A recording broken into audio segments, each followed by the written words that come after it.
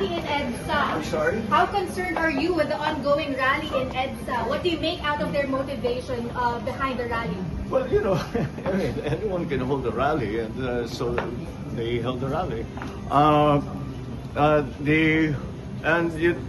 malakas ang loob ko kasi sa buong kasaysayan, ang iglesia, pag nag-rally, kahit napakarami, hindi sila nanggugulo.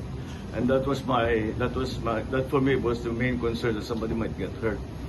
Ang problema lang namin is that merong impormasyon na siyempre merong mga mag-infiltrate, mag-agitate. Yun ang inaalala namin.